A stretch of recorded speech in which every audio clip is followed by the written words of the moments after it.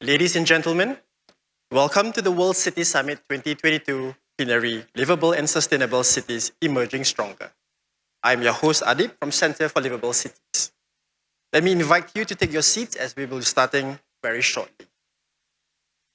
During this event, we'd like to remind audience members to kindly keep your mask on. Please set your phones and beeping devices to silent mode. And in accordance with the Personal Data Protection Policy, it is our duty to inform you that this session will be recorded. If you feel unwell, please approach anyone with an organizer badge. During the session, we invite you to post your questions using Slido. To do this, please scan the QR code on the screen. And before we begin the session, allow me to now highlight the launch of a new publication from the Center for Liveable Cities, Building Community Resilience. Recognizing that there can be no resilient city without a resilient community, this playbook documents the Center for Liveable Cities exploration into developing a multi-stakeholder framework to measure and build social capital and community resilience in the built environment. Please use the QR code to download a free version of the publication. Without further ado, please join me to welcome Mr. Desmond Lee, Minister for National Development and Minister in charge of Social Services Integration on stage to deliver his welcome address. Minister, please.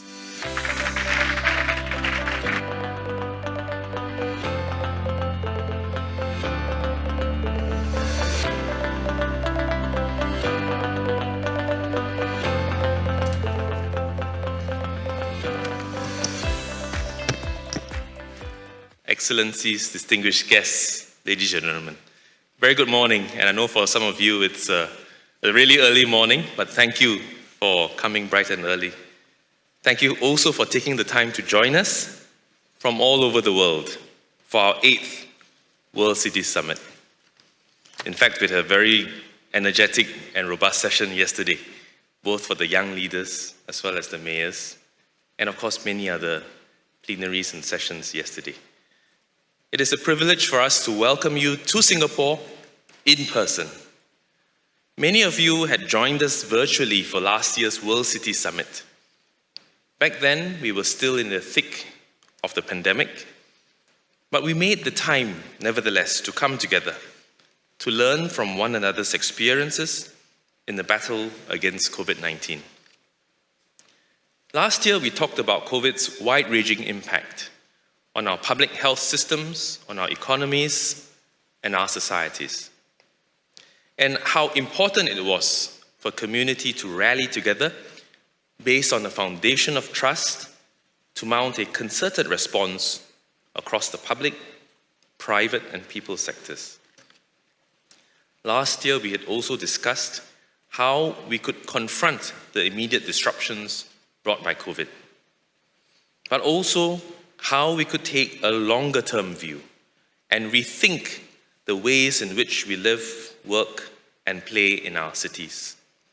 In the thick of a global pandemic last year and the year before, I think many of us were not just grappling with the challenges that we faced, but also reimagining possibilities, relooking fundamentals, thinking about how we can position our societies, our community, and our world for a better future.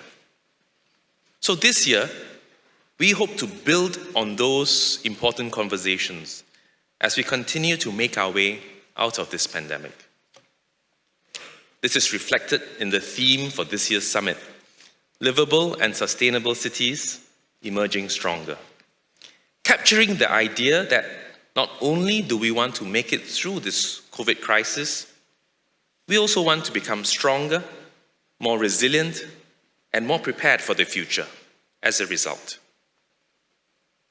As we strive to achieve this, the World City Summit is a valuable platform for us to exchange ideas, make friends, build connections, and learn from one another.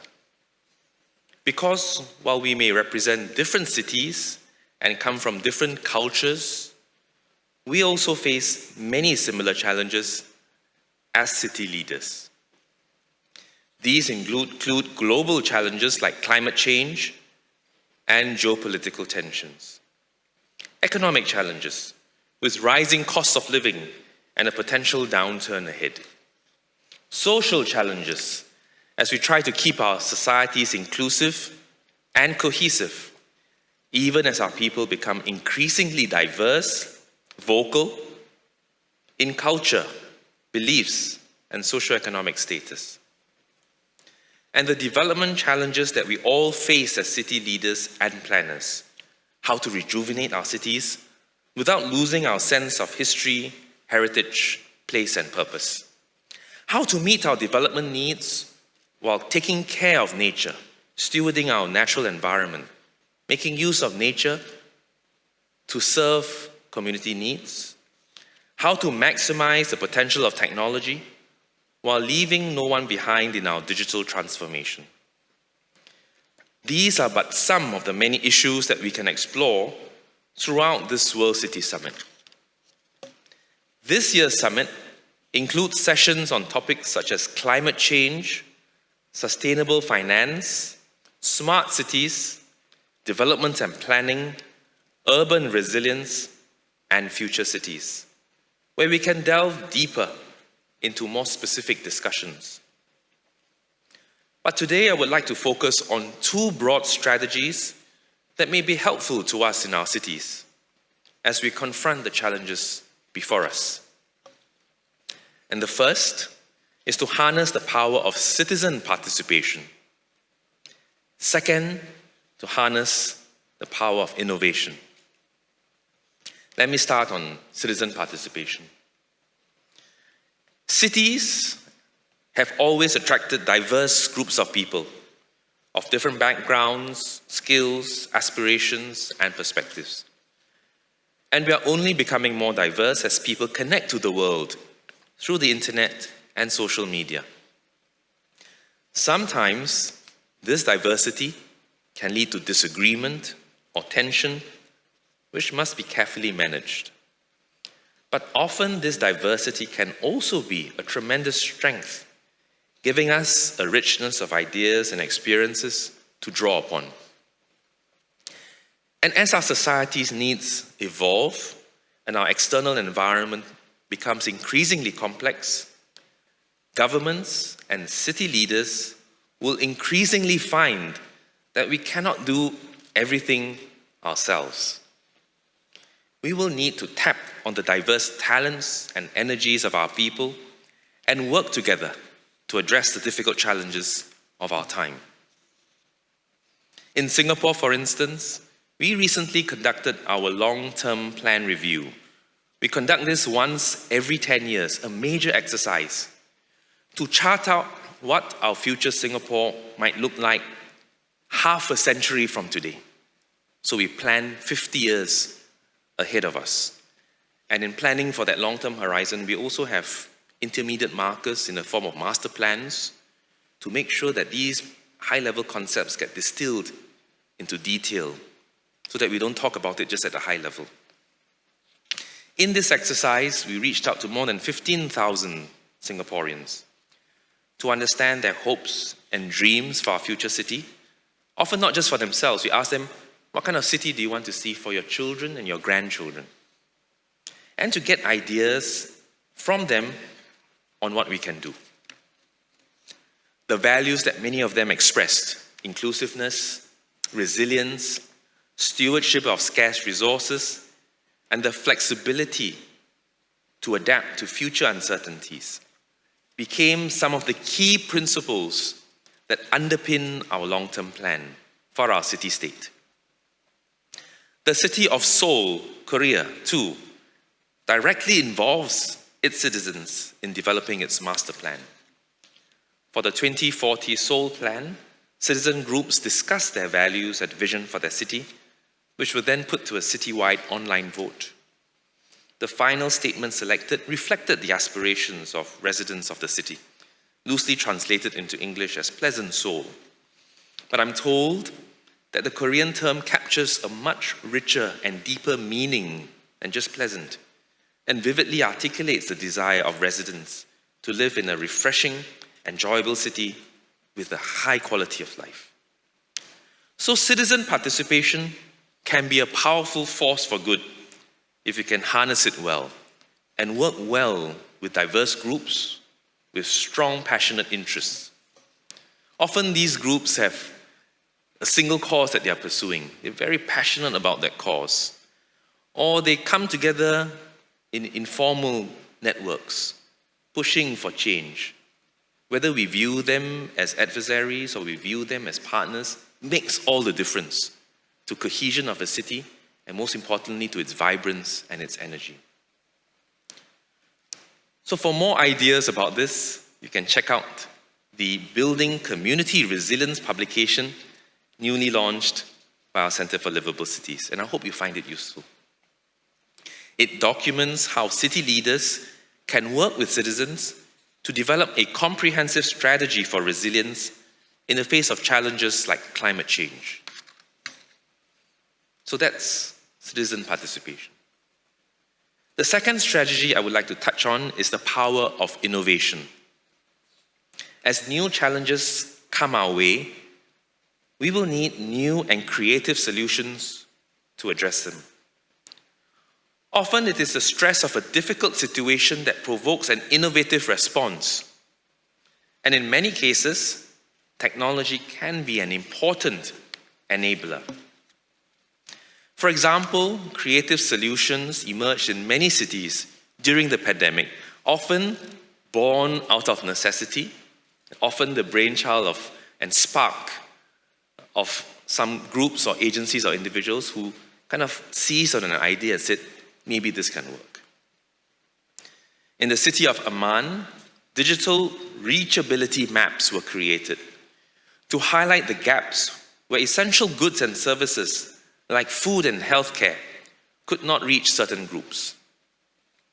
These reachability maps helped to improve emergency response efforts in Amman and to prioritize where investments in infrastructure were most needed.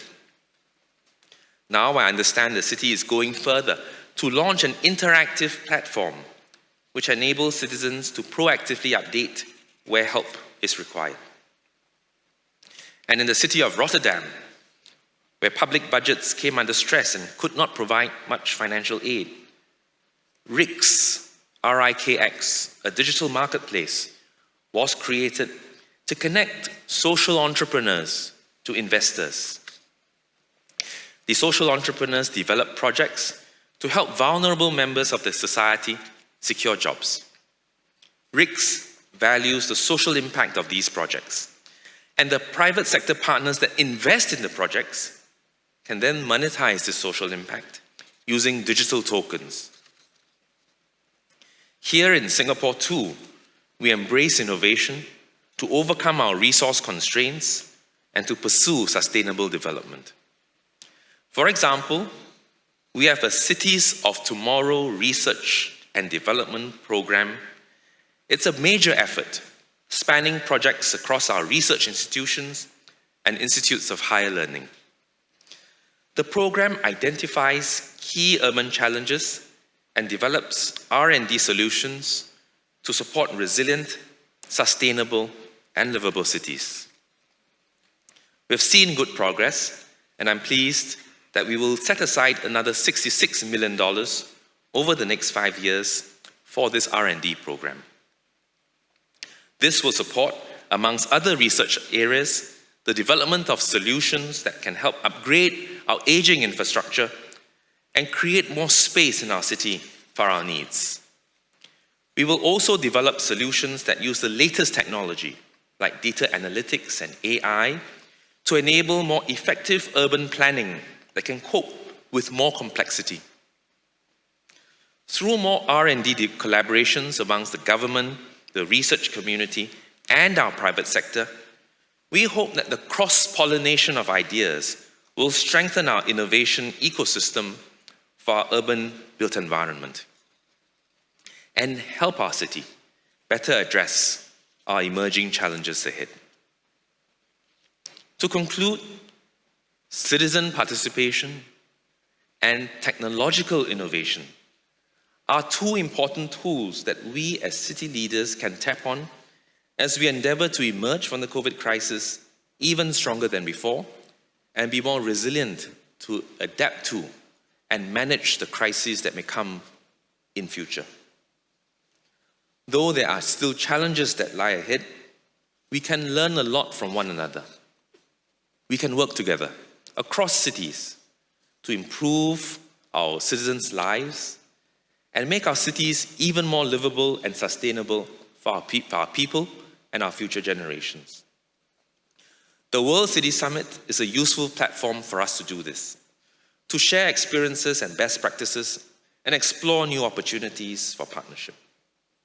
So I look forward to learning from our panelists and learning from all of you. Have a fruitful session ahead. Thank you. Thank you, Minister Desmond Lee.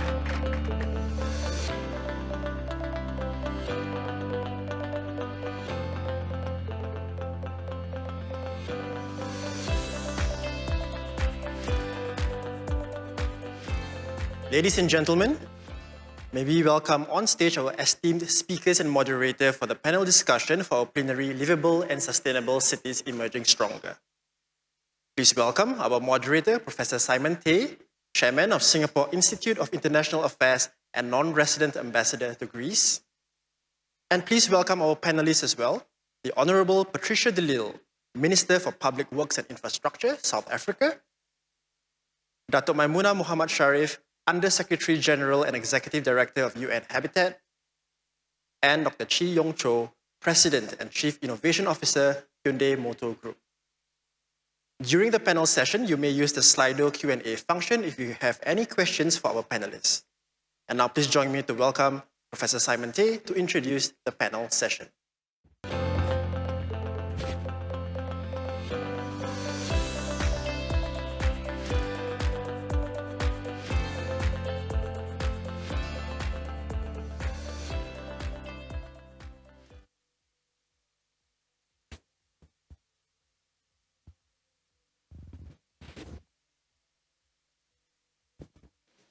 Well, good morning, Minister, Mayors, Your Excellencies. It's a wonderful thing to see so many people here in real life. I think that the cities are facing new challenges. We've come through a period of major disruptions, such as from COVID, the pandemic, and really shut down. I mean, you remember our city, you remember your city, your neighborhood, when the streets were emptied out, where people were wondering what would happen next, how would they cope with the huge uncertainties ahead of us. Well, even as we've started to emerge and things are looking better, even as we return to life sort of normal, we read of extreme weather in parts of the world, fires, heat waves across cities which are not really built for them. We read of straining infrastructure, not because of the physical infrastructure rundown, but because airports, restaurants, hotels, they haven't had as many people return to be able to deal with this sudden flood. So we've had literally famine, and we've had literally floods. And we've had figuratively too much and sometimes too little. These major disruptions, I think, do need a response from our societies, from the infrastructure builders, from our mayors and policymakers, and our citizens. I was delighted to hear our minister speak so well and strongly, not just about emerging stronger, the major theme, but within that, themes of resilience, of sustainability, of the social inclusion. These are key elements that we really will need to deal with as we go forward. It's therefore really my great honor and delight to have a wonderful panel to talk with this about us, to talk to us about this. First, there will be Minister Patricia de Lille, and I've just been told that besides being our minister from South Africa in charge of public works and infrastructure, she's also an honorary member of the Global Parliament of Mayors. So in a way, she continues to be one of the many mayors here. She served as a board member on the Global Covenant for Mayors on Climate and Energy, and was the chairperson for the Global Parliament of Mayors and vice president of the World Energy City Partnerships, and the commissioner for the Global Commission of Economy and Climate.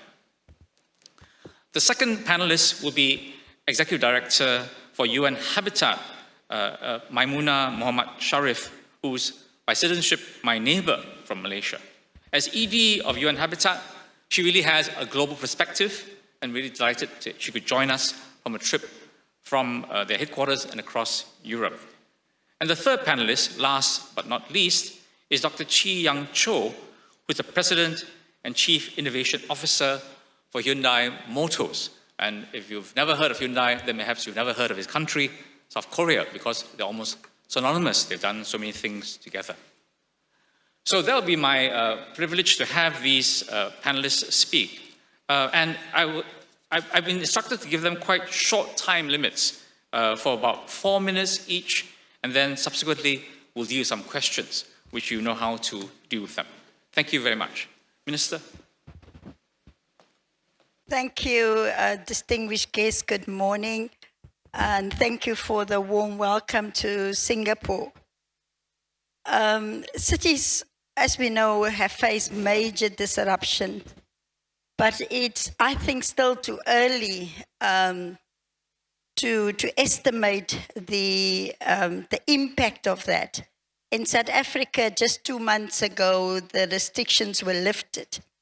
But what COVID-19 did do all over the world was also to expose the weaknesses within our government systems. And therein lies the many lessons that we can learn. So it also forced us to rethink our policies and the impact of our policies on our communities. So before COVID-19, we were speaking about the efficient use of land. We advocated density, and that is the future of urban planning. But during COVID-19, we were also looking at how do we space people so that they don't live very closely together. In the South African context, we've got a lot of informality. People are living very, very close to each other, and we started talking about de-densification. And it was actually more difficult to do, and in fact, it never happened. But I still believe that we need to continue with densification and making sure that we bring our people closer to opportunities. So in the South African story, we also felt that after COVID-19, that it is the time to consult again with our citizens. But the lesson is that any future decision that we make, we must overlay our decisions, one, with design-led thinking. And we must use our communities to help us to design the future solutions, because they will be the beneficiaries. Secondly, we need to overlay all our decisions with the impact of climate change. That's so unpredictable. We have got two cities 500 kilometers from each other in South Africa.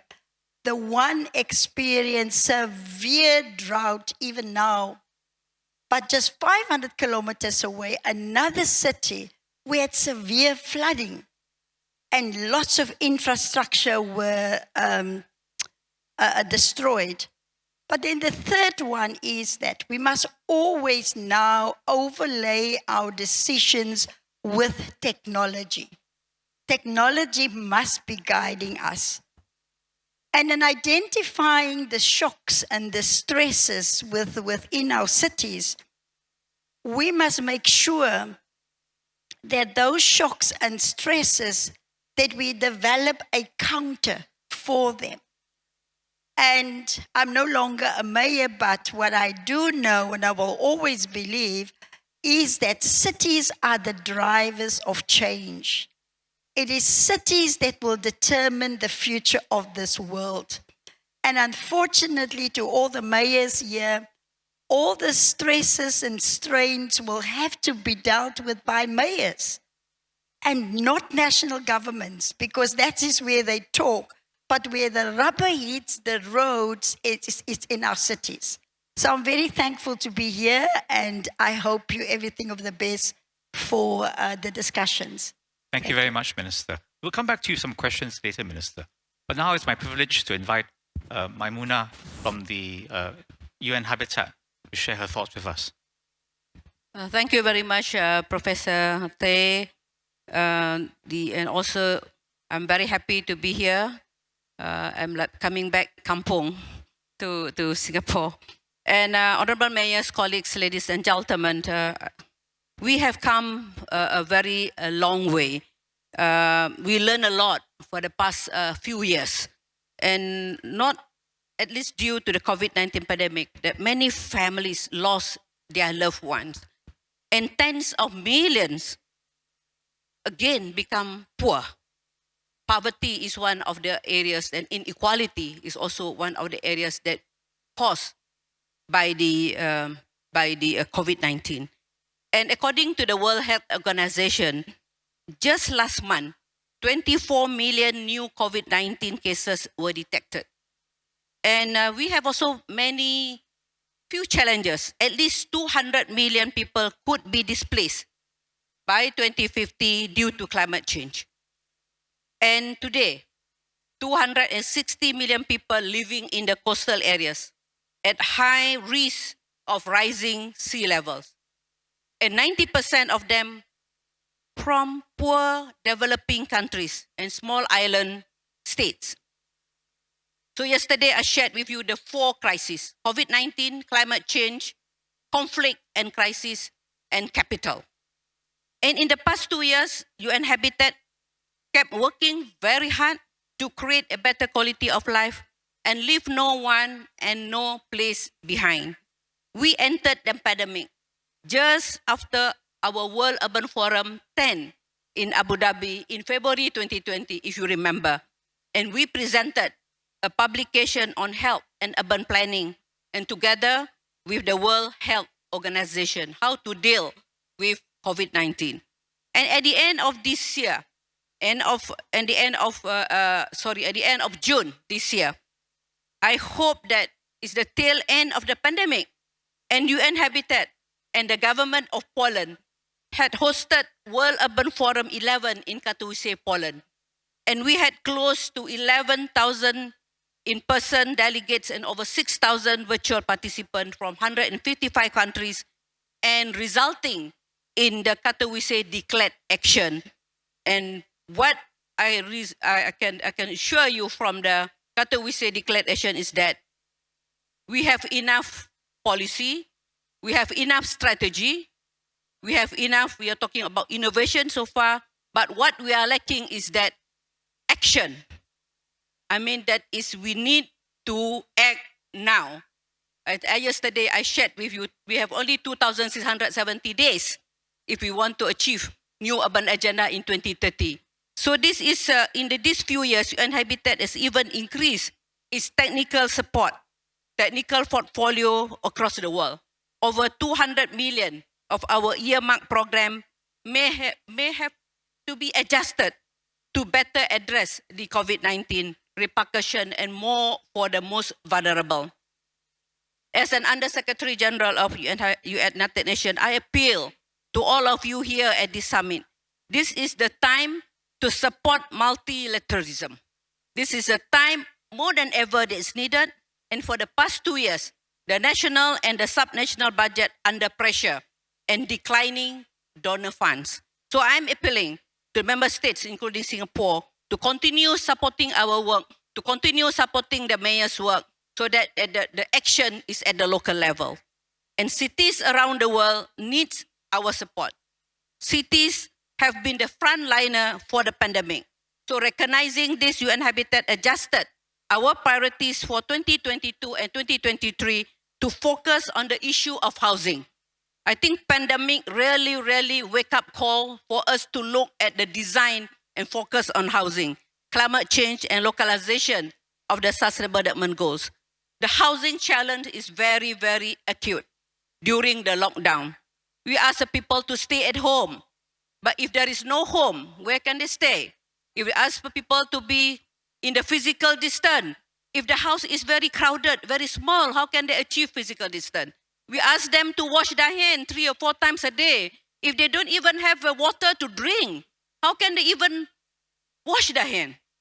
So I think this is the dichotomy, the gap between different countries that UN Habitat is now working together. And we also ask them to work at home. Work at home because we cannot go to the office. If half of the world is offline, how can we work at home? So I think this is the areas that I think I would like to bring up to this summit and see how we can work together in increasing. And you say that SDG 13 is regressing in the Asia Pacific region because of increasing emission. So UN Habitat is excited to see that our program on climate adaptation and climate action have been a major pillar of our work and the key contribution to the localization of SDG. So yesterday, I have the people-centered approach to smart city, and we work together with the Chief Technology Officer of Barcelona and Amsterdam on cities and digital right.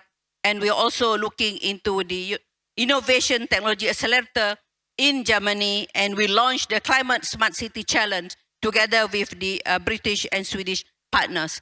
So I would like to know more, and I think that is what we need now is in the continent, that is we have to get the innovation that we are here, the technology we are here, to be shared with the least developed country, to be shared with the small island development state, and also to provide the better quality of life for all in the urbanizing world. Thank you so much. Thank you very much.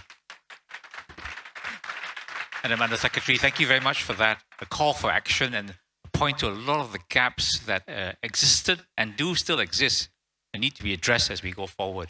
The last but not least panelist is Mr. Chi from Hyundai Motors, please. Thank you.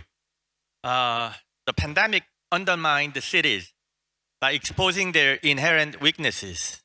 Traditionally, the strength of a city came from the concentration of resources.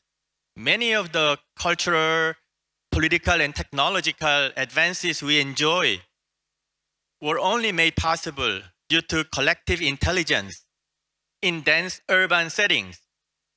However, during the pandemic, this concentration, this coming together actually made cities and the people who live in them much more vulnerable to the spread of the virus.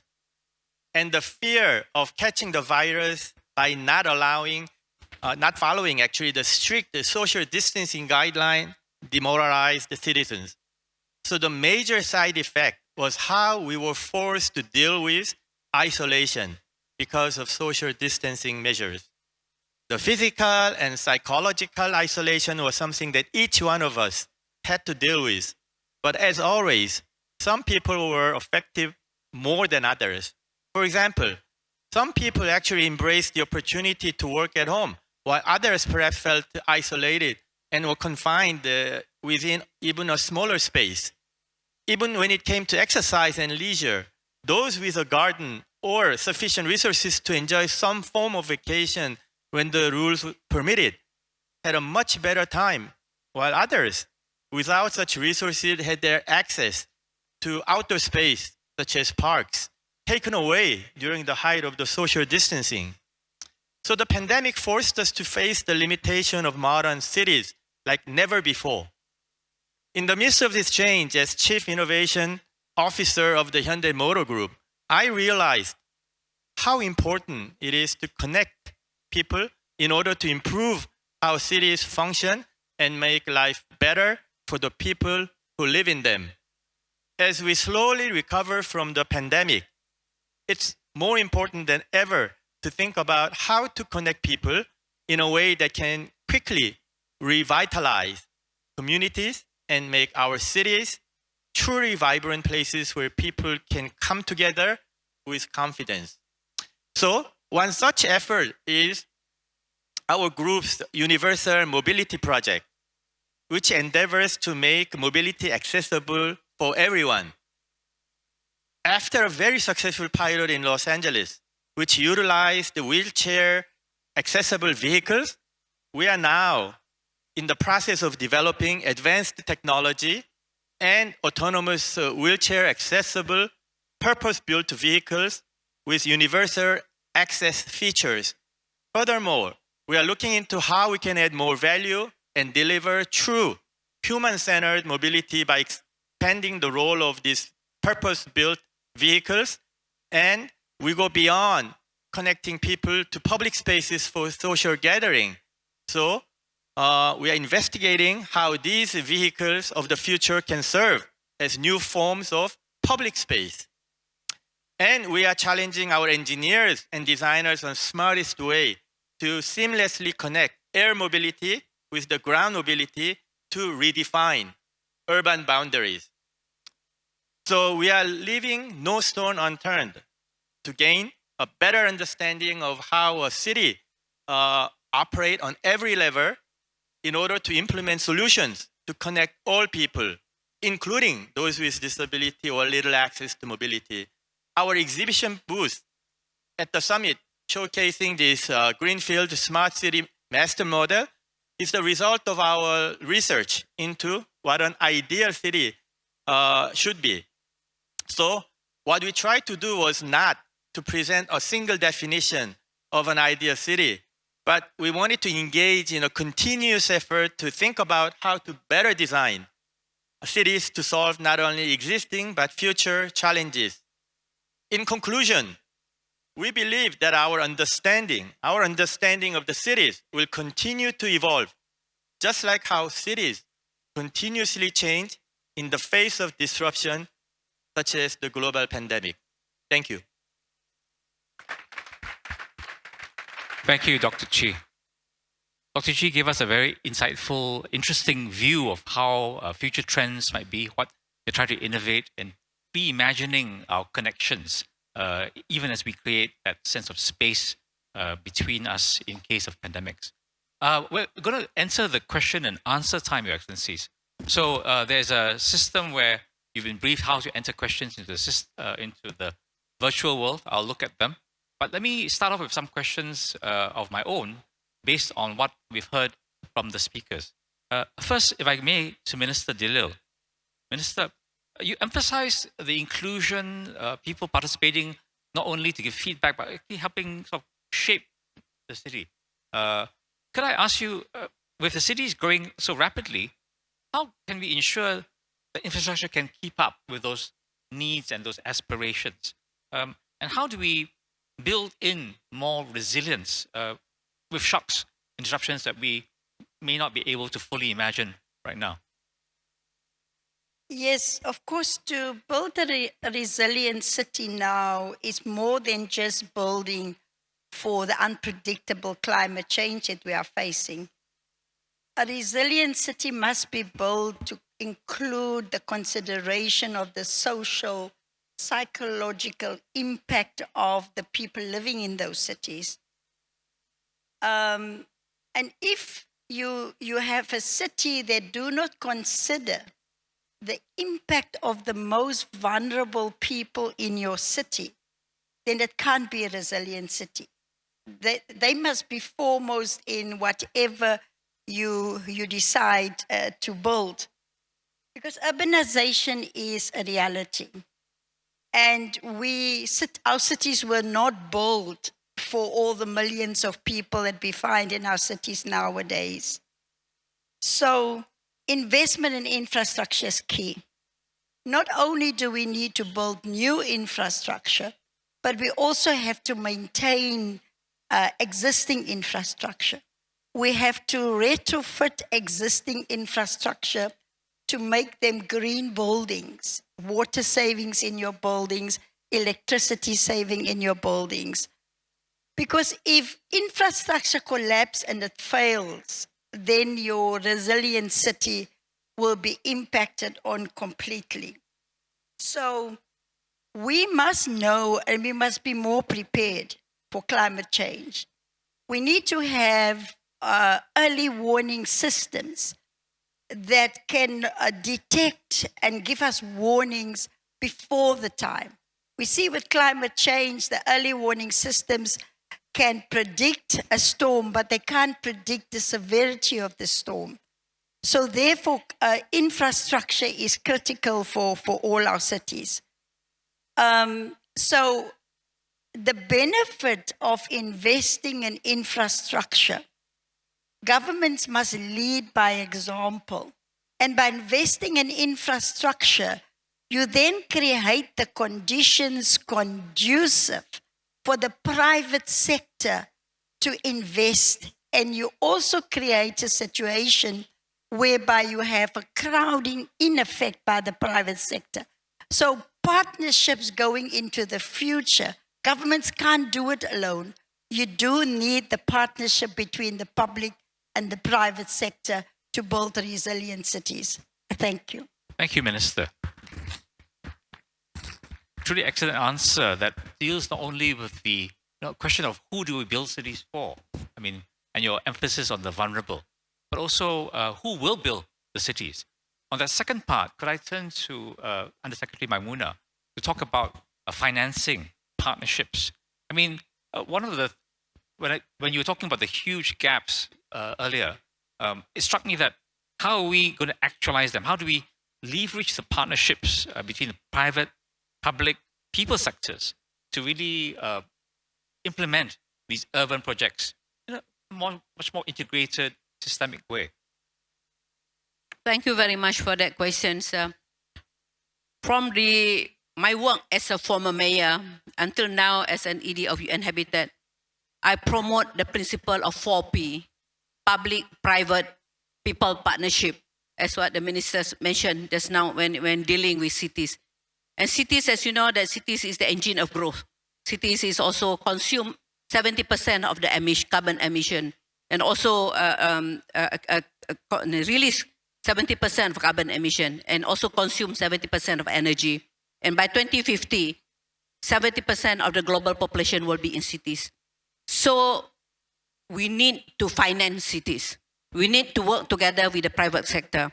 So cities are very critical in reducing a greenhouse emission. And we discussed yesterday in the Mayor's Forum on decarbonization and also on innovation. So we need low emission development, innovation, and ambitious target. We need more green infrastructure because by the infrastructure that's needed by 2050, 75% of the infrastructure needed by 2050 is not built yet. Now is the time for rethinking what type of green infrastructure. It's easy to say green infrastructure, but what it is. I think this is where the research and development are needed.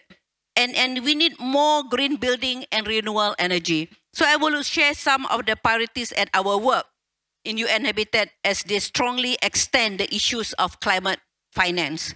To be frank, distinguished delegates, friends, ladies and gentlemen, it is not simply enough investment in climate resilience and adaptation. And we must strengthen our local climate finance.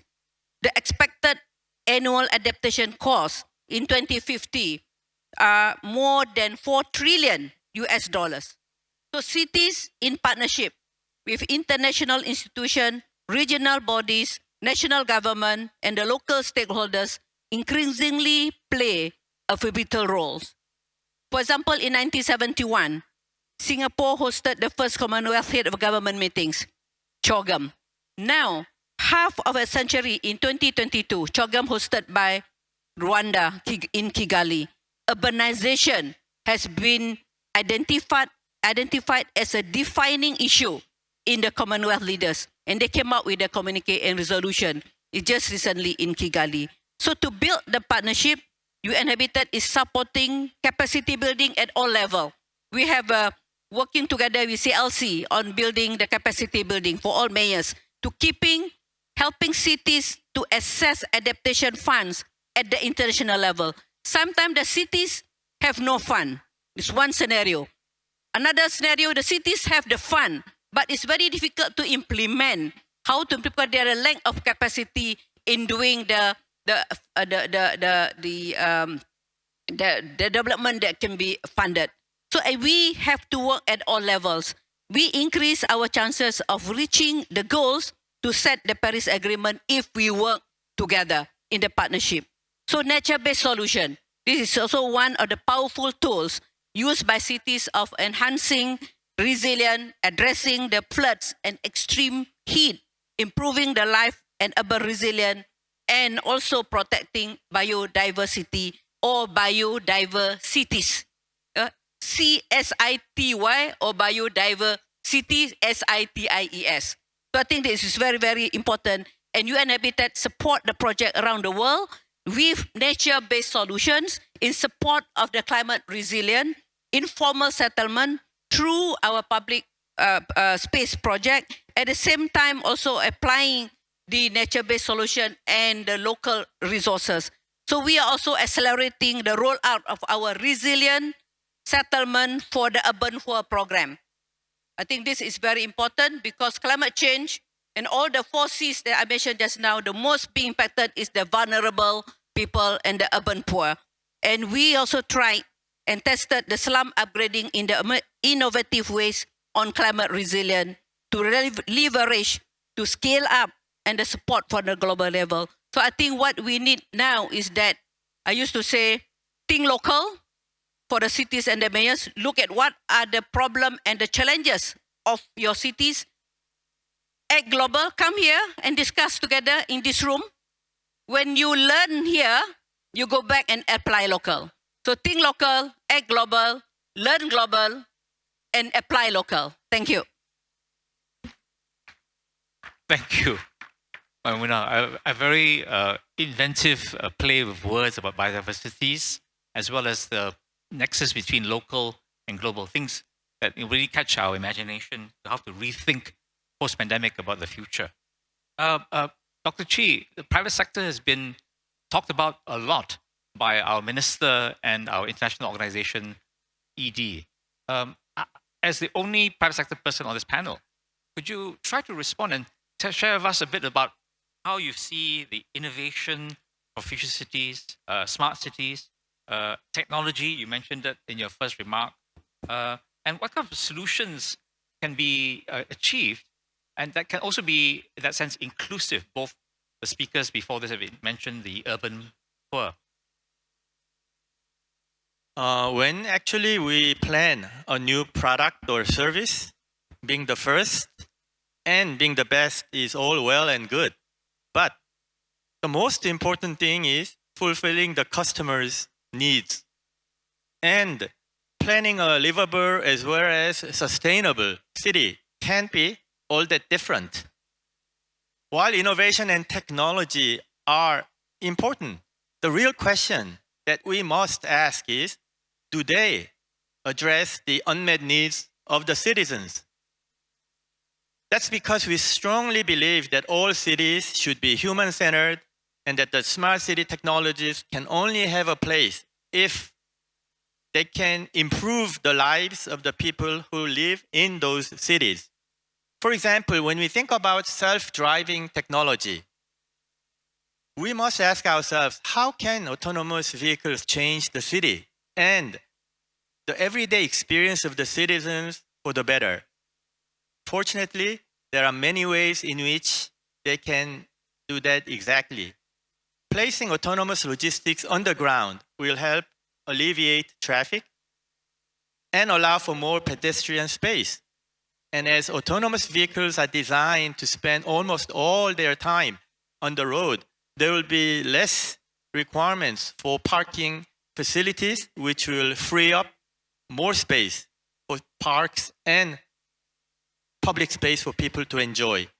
These changes will deliver further social benefits, such as increased levels of pedestrian foot traffic that leads to vibrant public spaces, and universal mobility that connects people to those areas. The public spaces will create all kinds of possibilities for a diverse and fulfilling culture. So we are quite confident that we can bridge the tech world and the human world so that innovation can truly help cities to evolve and their citizens to enjoy a better quality of life. Well, thank you very much. I think that's really a wonderful way of putting it, to use technology to bridge the tech and the human world. And I like your ideas of underground roads, autonomous vehicles, making it very seamless and leaving more space for greenery, for people to interact in the public spaces. I'm waiting for questions to come in. And I think one of my challenges is to try to take a very complex and interwoven topic with so many elements of technology, of public policy planning, etc., and try to use the wisdom on stage to distill some key takeaways. If I could, therefore, indulge in, so I call them idiot questions, like what is one key tool? The word one, tries to identify, what is your favorite or what's the most important thing. It doesn't mean that there aren't things you do holistically. But if I could challenge you to share with us the one key tool that cities need to use to prepare for disruptions, or your key learning point after the pandemic. I think that would be some ways to distill some of the complex issues to something more in the spotlight. Minister, could I ask you to indulge me? What is a key lesson from the pandemic or key tool looking ahead at disruptions? Well, certainly, city leaders must always understand the unpredictability of climate change and the needs of their communities. Also, that cities must learn from tried and tested methods from all the solutions that we're discussing, like at the World Center, the World Cities Conference now.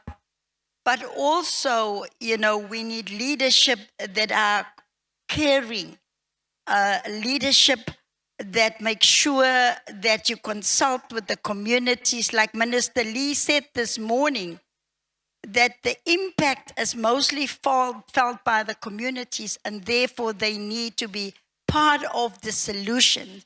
So for me, as cities, we cannot do this alone. We need that help of the private sector, of non-governmental organizations.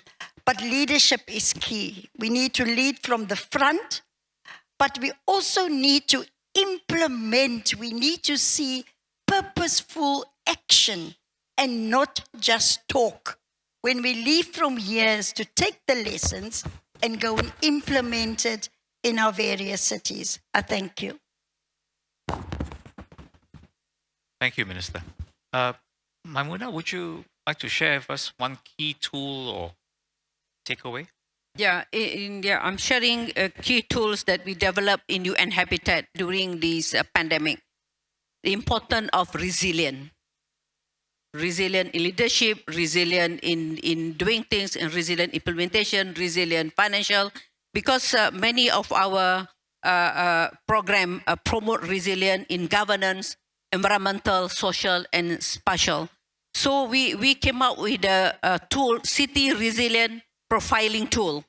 We call it City RAP, or City Rapid Action Planning Tool, which is mainly used in Africa and also in Middle East. I think this is really help the cities leaders. In Asia and Pacific, the combined threat of the economic disruption, climate change, and frequent disaster bring resilience and adaptation to the top of the agenda of cities, and our collaboration with Mongolia, with Solomon Island, from Cambodia to Iran, and moreover in the East Asia, for sure that there are already middle income countries here in Southeast Asia. Demography and aging is quickly becoming a key issue. So the level of government needs to plan for the graying cities and towns, including is again the city profiling and planning for resilience and adaptation. So to me, that is very, very important for us to localize, to implement the project or the program that we put under our program, localization of the sustainable development goal to improve the quality of life for people that we serve on the ground. Thank you.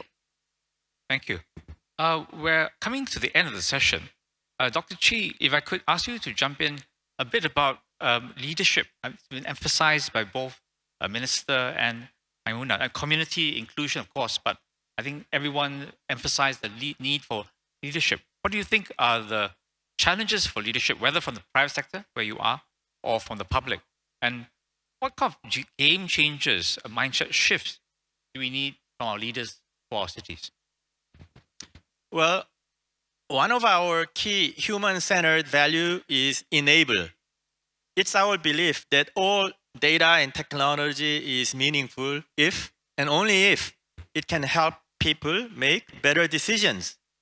So I believe this type of technology leadership in digital transformation is a good example of how the private sector can contribute to the leadership in the public sphere.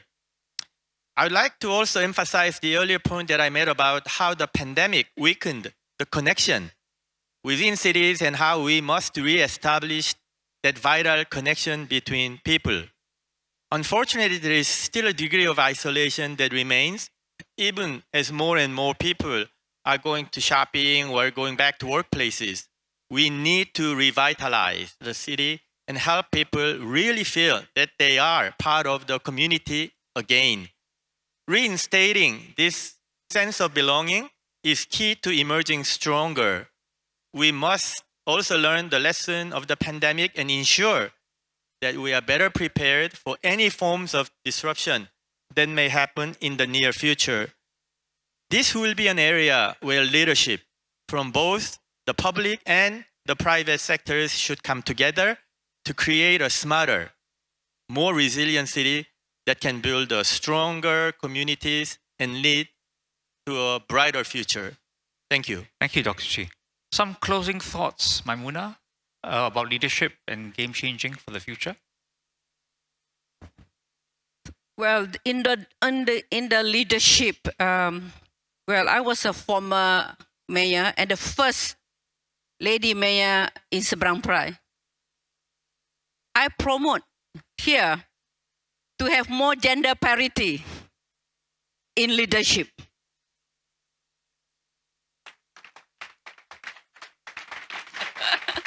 Thank you so much.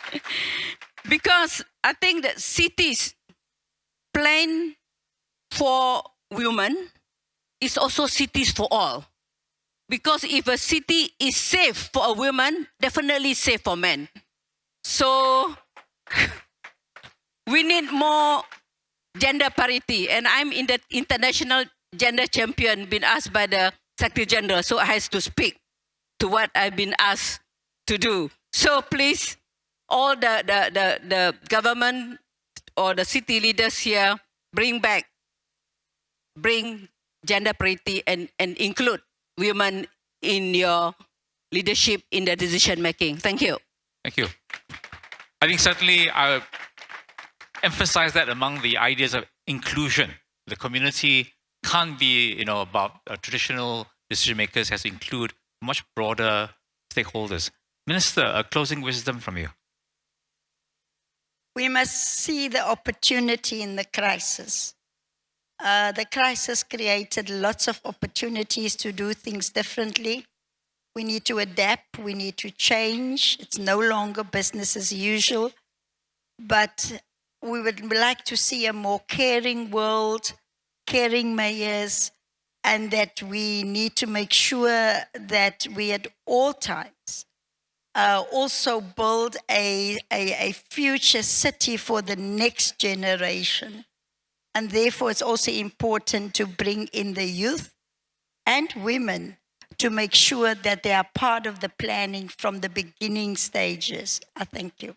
Your Excellencies, ladies and gentlemen, the three panelists have come from very different perspectives, different parts of the world.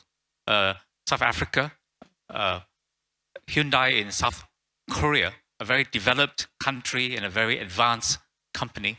And in between them, my neighbor, but one with a global perspective from the UN Habitat. It strikes me, therefore, that there are a lot of similarities, a lot of parallels, and points of commonality that they've emphasized to us. I really believe that in speaking, they've talked about universal problems facing us as a generation coming out of the pandemic, trying to find new ways to live in our cities. And I want you to join me in thanking them for their wisdom, and I think also their underlying notes about trust, leadership, and in that sense, optimism. Thank you very much.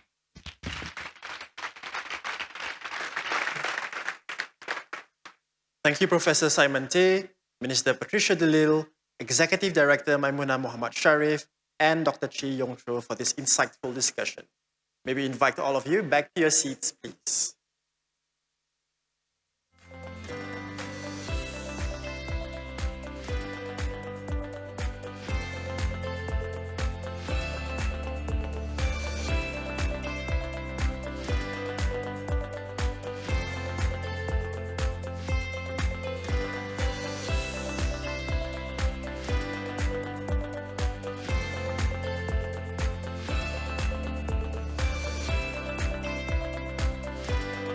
Now, please join me in welcoming Mr. Oh Se-hun, Mayor of Seoul, Republic of Korea, for his Mayors Forum 2023 host address.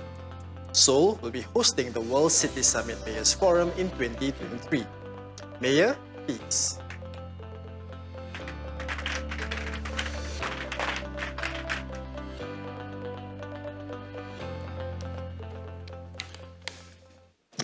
Good morning, mayors and distinguished members of this forum.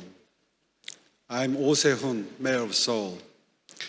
I'm so pleased to meet all the distinguished leaders here today. First of all, I would like to congratulate the opening of the 2022 World Cities Summit. I'm delighted to be able to participate in this meaningful conference with many mayors from around the world to search for ways to make our cities more livable in the future. I would like to take this opportunity to express how honored I am that Seoul will be hosting the 2023 World Cities Summit Mayors Forum next year. Seoul is truly an attractive city. It is very unique as it has more than 600 years of history, tradition, and heritage. And at the same time, it also has modern, trendy, hip culture and style as well. It has a breathtakingly beautiful natural environment with many mountains, big and small, and the spectacular Han River flowing through the city. And it also has state-of-the-art buildings and infrastructure with the latest cutting-edge technologies as well. Furthermore, the citizens of Seoul are very passionate and energetic people. They create a colorful and vibrant culture which is enjoyed by many people all over the world. K-pop and K-beauty are particularly popular. Seoul is indeed the heart of Hallyu, the Korean wave. As mayor of Seoul, I intend to make Seoul an even more attractive city so that people all over the world want to come to Seoul, live in Seoul, work in Seoul, invest in Seoul, and do business in Seoul. I will also do my best to make Seoul a city that goes together with the socially neglected. Korea has achieved remarkable growth over the years. Unfortunately, However, this rapid growth has also caused severe polarization in society, the gap between the rich and the poor. The gap between the rich and the poor has become wider than ever before. And the COVID-19 pandemic and digital transformation have magnified the vulnerabilities of those in the low-income bracket. That is why Seoul Metropolitan Government is placing top priority on going together with the vulnerable and is pursuing various policies to support the underprivileged. As I mentioned yesterday in my presentation, we are pursuing policy initiatives such as safety income, Seoul Learn, and high-quality public rental housing to help the disadvantaged move upward on the social mobility ladder. If these initiatives become successful, I'm certain that they will serve as a model solution for solving the polarization problem that many cities commonly face. I invite all of you here today to come to Seoul next year for the 2023 World City Summit Mayors Forum. I hope to show you the future that I envision for Seoul and wish to engage in deeper conversations with you on making our cities more livable for our citizens. So, I suggest that the theme of the next year's Mayors Forum is going together with the socially neglected people after digital transformation and COVID-19 pandemic. See you all in Seoul next year. Thank you. Thank you very much. Thank you, Mayor Oh.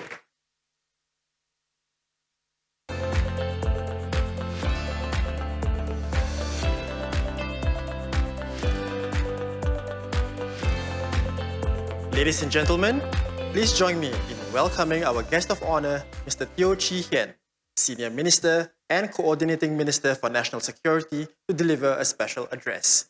Senior Minister, please.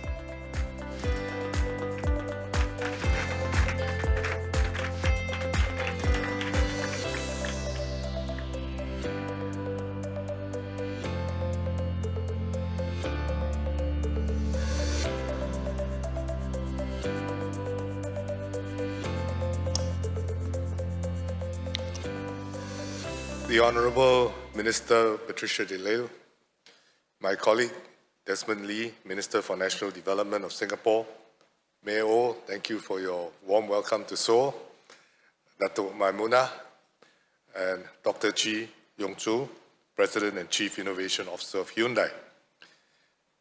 Distinguished guests, ladies and gentlemen, good morning. A very warm welcome to Singapore and the World Cities Summit 2022.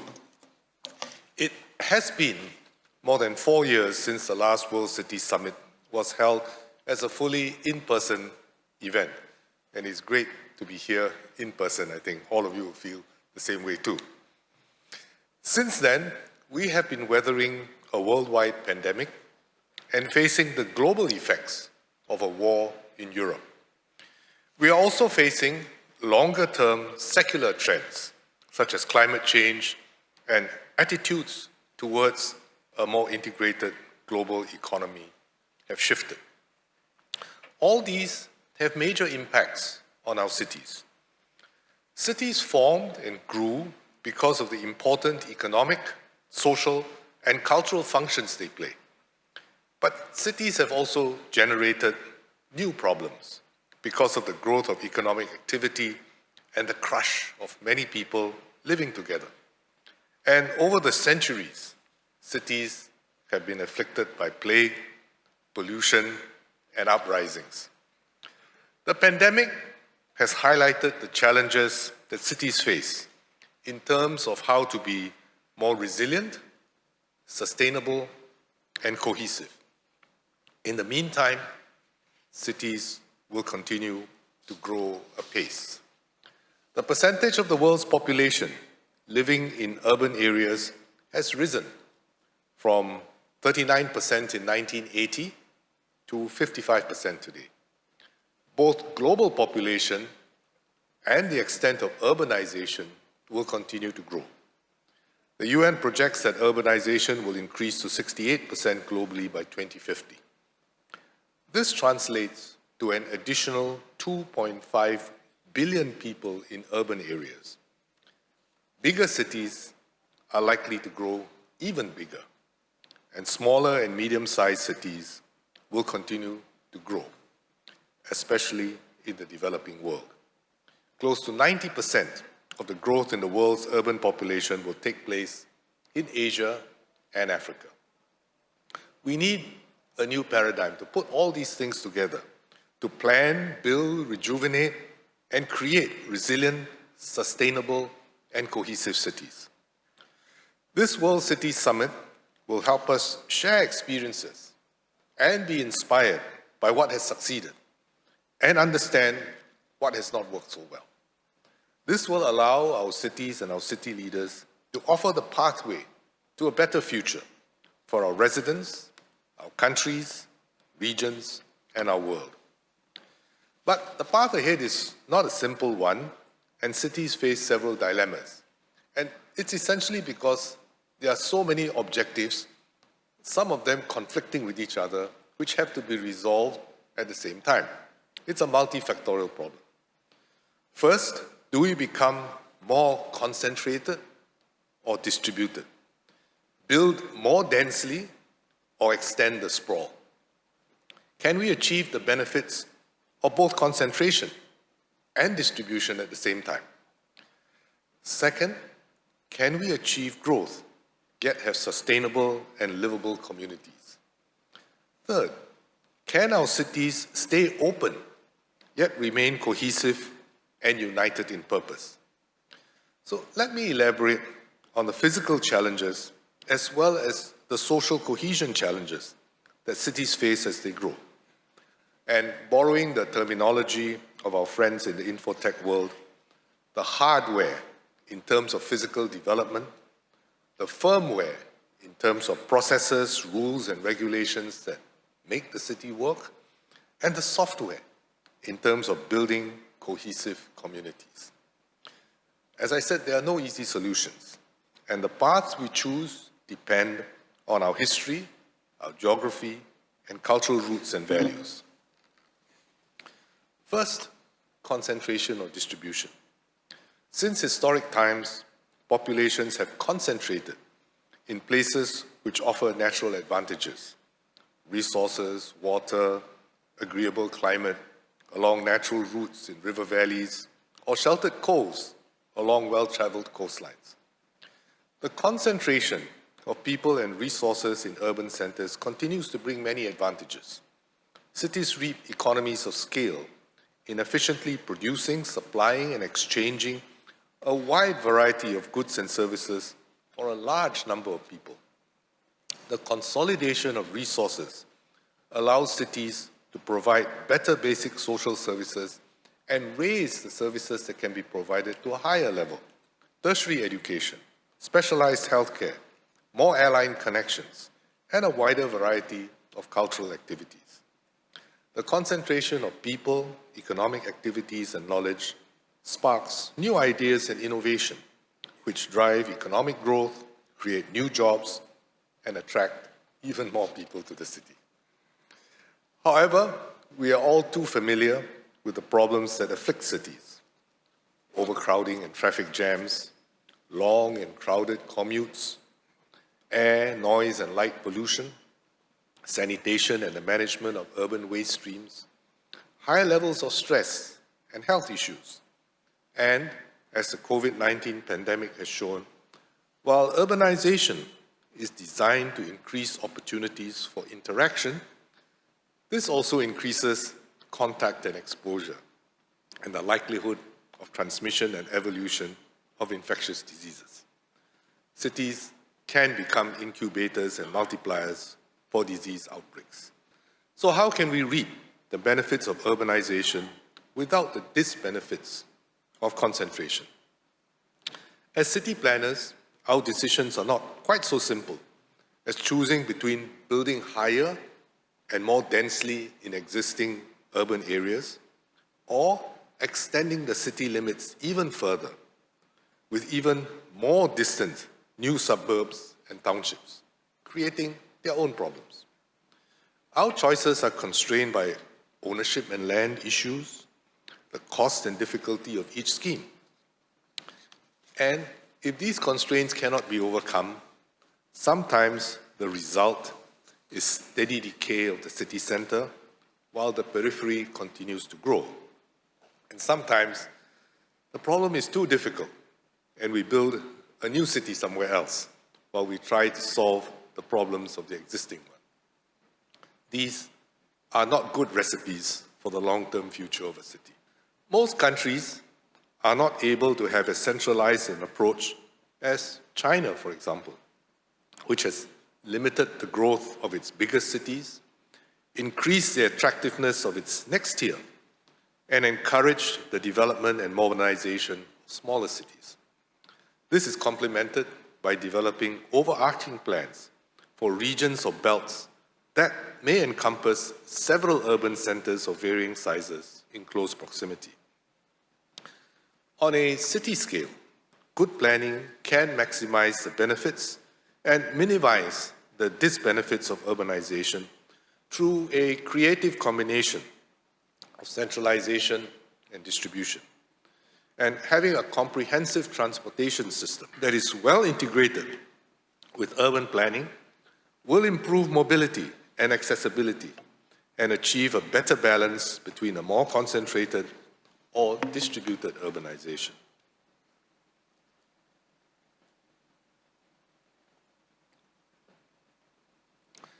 We also need to rethink how we organize and plan heavy infrastructure for essential services, such as power and solid waste disposal.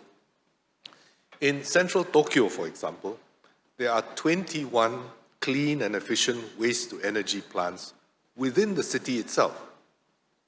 Waste is transported, sometimes through vacuum conveyance systems, directly to the local on-site waste-to-energy plant and converted for heating and electricity. Planning and design such as this can achieve the benefits of concentration, but in a distributed way in a megacity. Digitalization, as Dr. Chi was saying just now, is also a key enabler. Citizens can stay connected and collaborate without the need to physically gather. The pandemic has taught us how to work and study from home and to carry out many other activities, for example, through parcel and food delivery, which can operate efficiently at scale in cities.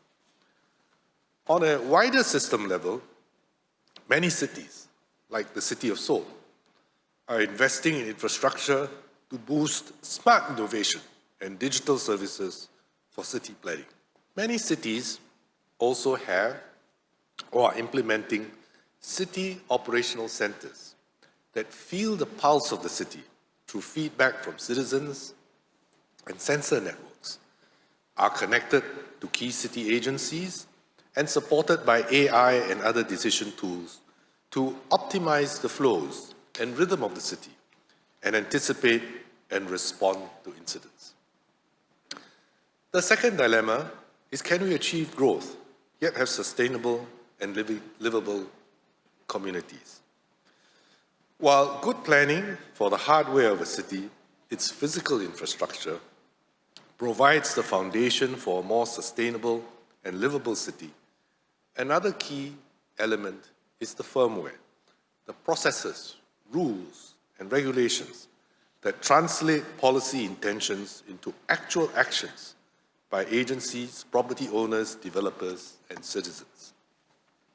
One of the key things, we talked about financing just now, is to get the economics right. We need to appropriately reflect the cost of externalities when we price our activities and resources.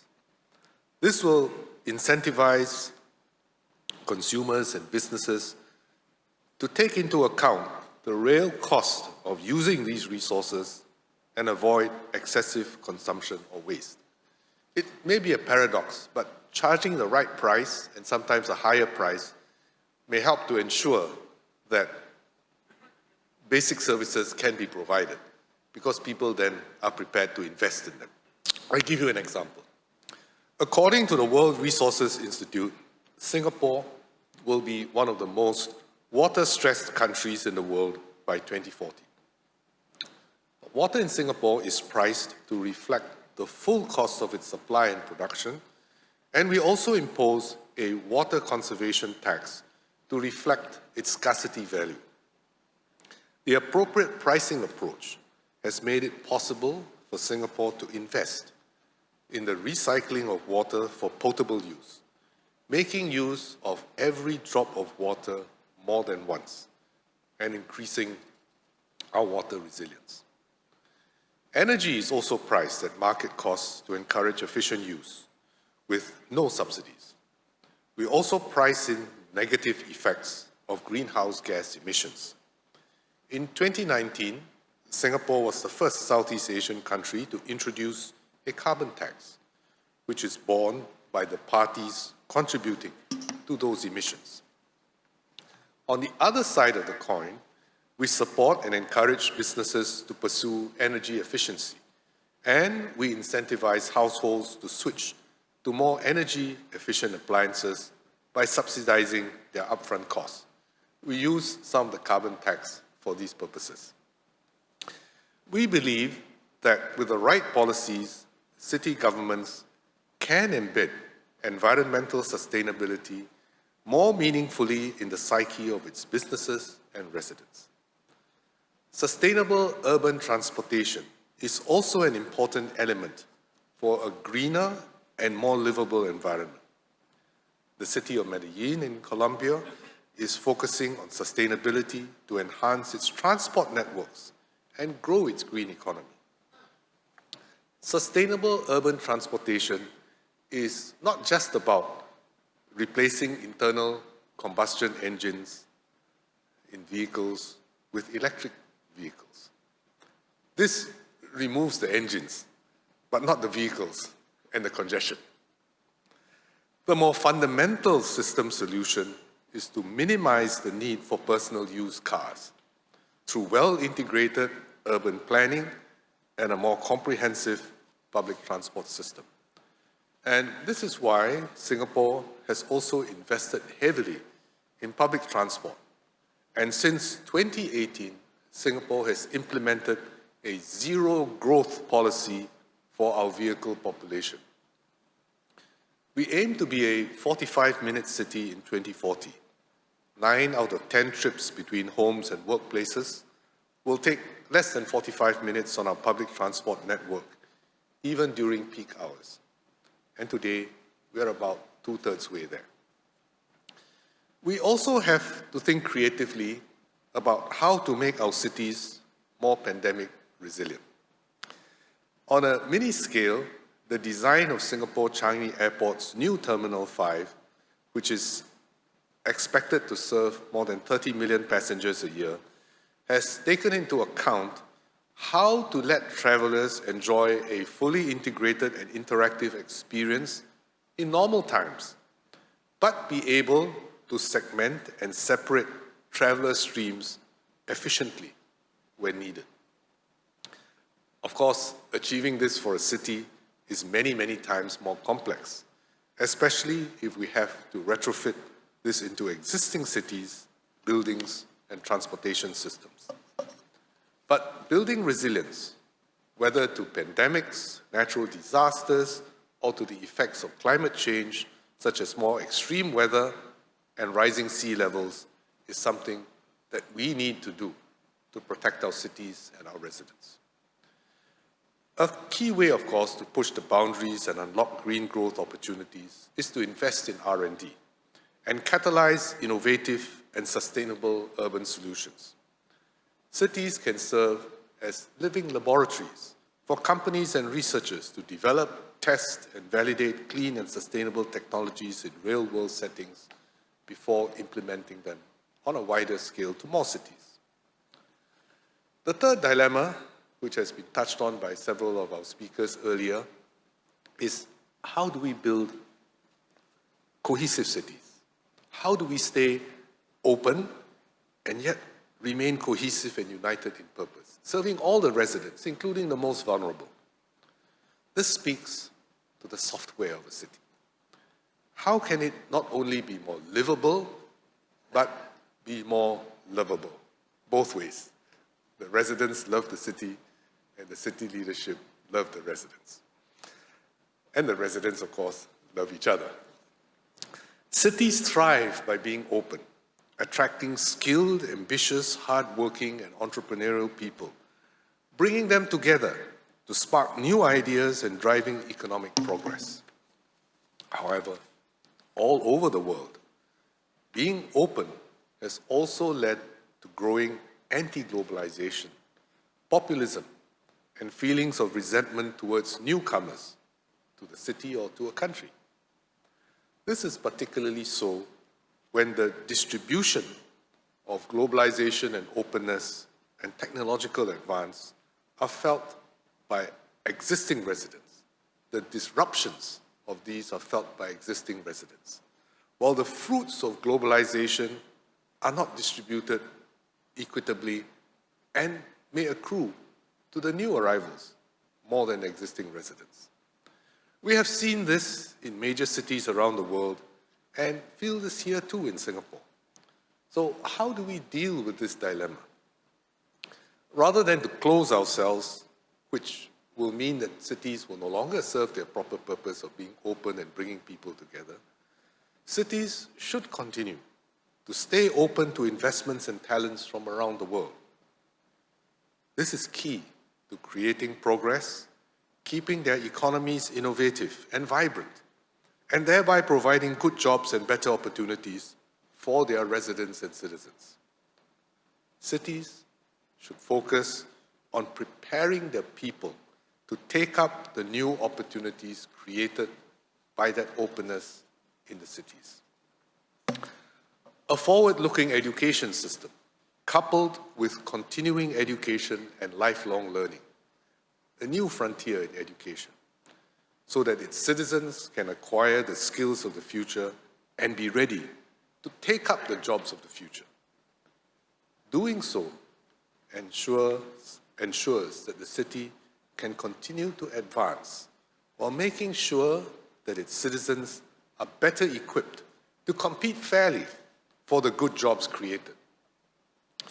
Building trust between citizens and city leaders and between citizens themselves is not only crucial for city building and policy making, but is also the foundation for overcoming crises and to make future progress.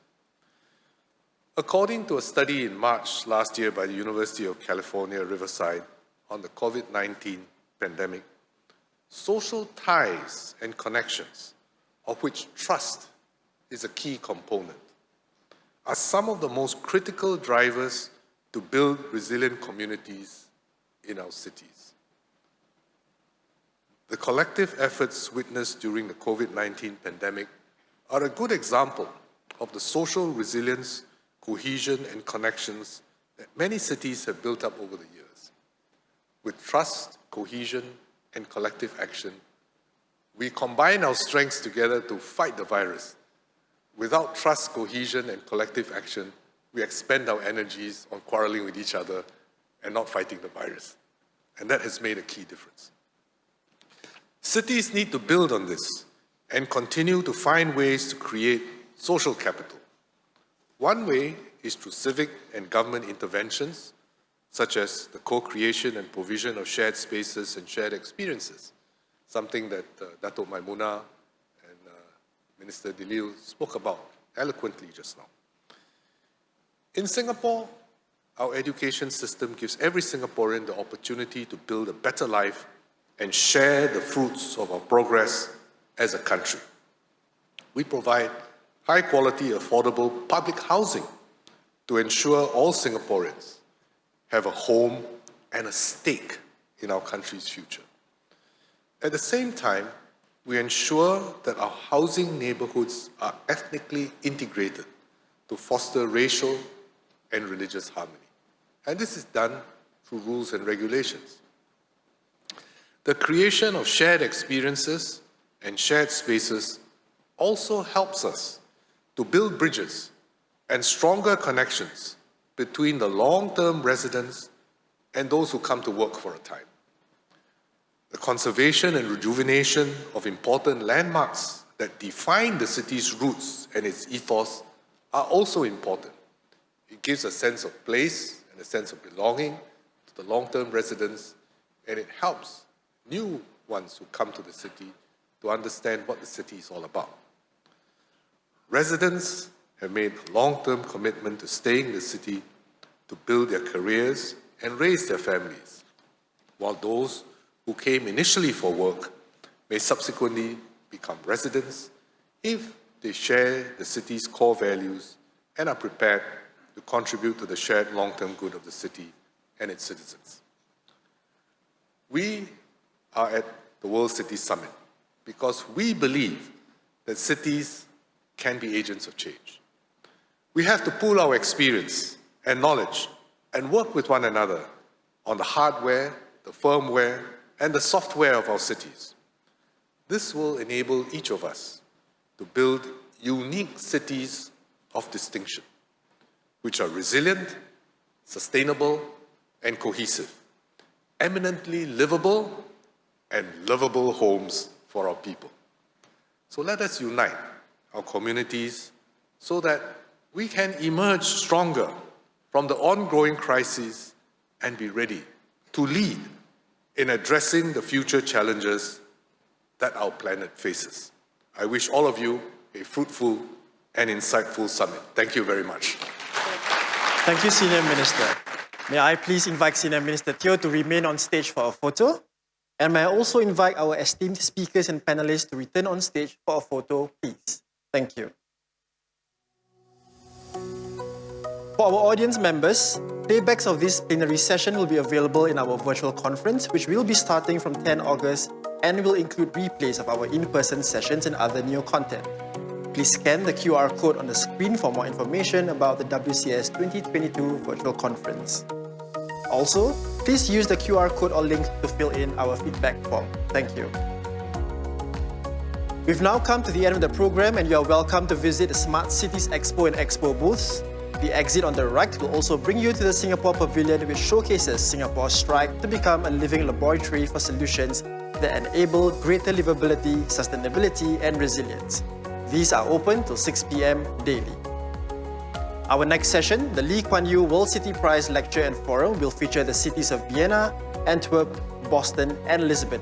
It will be in this room and will begin at 10:40 a.m. later, and we appreciate you returning sharply. Tea break will be available for collection outside, and you may exit the room on the left and right of the hall. Please take your belongings with you as we prepare for the next session. Thank you and have a great day ahead.